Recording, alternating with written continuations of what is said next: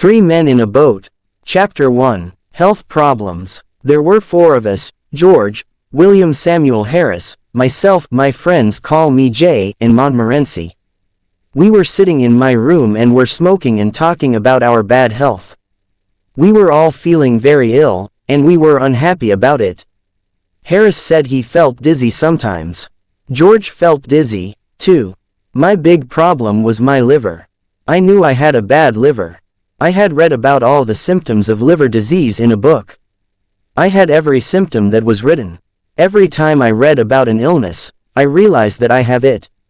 One day, I had a little health problem. I went to the British Museum library to read about it. After some time, I began reading about another illness. I don't remember the name now, but it was something terrible. I knew I had that terrible illness, too.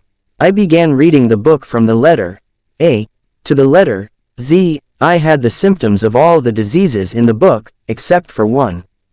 I didn't have housemaid's knee. This made me a bit unhappy. Why didn't I have housemaid's knee, too? With all the diseases I had, I knew my life was short. I tried to examine myself. I tried to feel my heart. I tried to look at my tongue. When I had walked into the library, I had been a happy, healthy man. When I left it, I was a very ill man. I went to see my doctor. He is an old friend. Whenever I think I am ill, he examines me and says I am fine. A doctor really must have practice. This time, I thought, he will get more practice with me than with 1,000 normal patients. After all, normal patients have only one or two diseases each. Well, what's wrong with you? He asked. I said, if I tell you what is wrong with me, you will die before I finish. Life is too short. I'll tell you what is not wrong with me. I don't have housemaid's knee. But I have everything else. I told him about what I had read at the library. He looked at me carefully. He listened to my heart and looked at my tongue. After that, he wrote a prescription and gave it to me. I put it in my pocket and went out. I didn't read the prescription. I took it to the chemist's and gave it to him. He read it and gave it back to me. He said, I don't have the things on the prescription. But you're a chemist, aren't you? I asked. He said, you're right, sir. I'm a chemist. I don't have a shop and a hotel. I read the prescription. It said, every 6 hours. lb of good, fresh meat.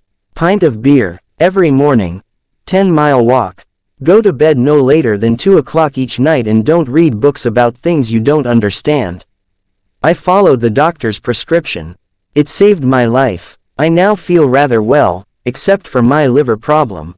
The main symptom of liver disease is a general feeling of sleepiness and no interest in working. I have suffered from this illness ever since I was a boy. Medical science was not advanced in those days. Doctors did not know that I had liver illness. They thought I was lazy. People called me a lazy little devil, and said, go and do your work. They did not know I was ill with liver disease.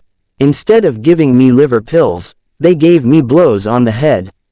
Those blows were good for me, because after each blow I went to do my work. That old remedy worked better than a box of modern pills. That evening, George, William Harris and I sat in my room. We described our illnesses. I explained to George and William Harris how I felt in the morning.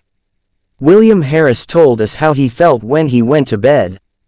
Then George stood up and told us how he felt at night. George always thinks he is ill, but there is really nothing wrong with him. At that moment, Mrs. Poppets, the housekeeper, I served our dinner. We were not hungry. We ate some meat, onions and cake. We had no interest in food. We began talking about our illnesses again. We all knew that our illnesses were caused by too much work. We need a rest, said Harris. A rest and a change, George added. Our minds are tired from too much work. We must rest our minds. Let's go to the countryside. I said, we'll find a nice, quiet place, with no people. Harris said, oh, how boring. In the country everyone goes to bed at 8 o'clock. You can't even find a newspaper. If you want a rest and a change, then the best place is the sea. What a terrible idea, I said, a sea trip gives you seasickness. Who wants a whole week of seasickness? You leave on Monday and you're feeling well. On Tuesday you feel worse. Then on Wednesday you're really sick. On Thursday and Friday you're almost dead. On Saturday you can finally drink a few teaspoons of tea. On Sunday you can walk again and eat some food. Then on Monday you're happy, because it's time to get off the boat. So George said, let's go up the river. We'll have fresh air and quiet on the river. The hard work on the boat will make us hungry, so we'll enjoy our food.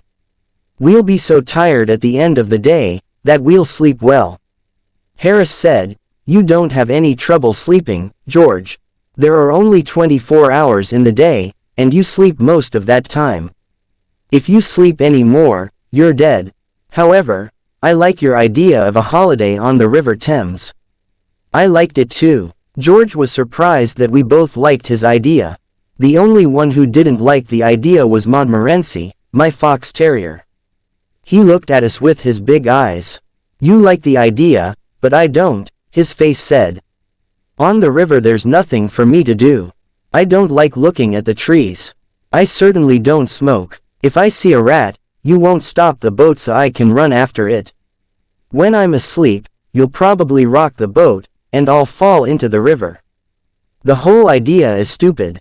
We were 3 to 1. So we decided to go on the river trip.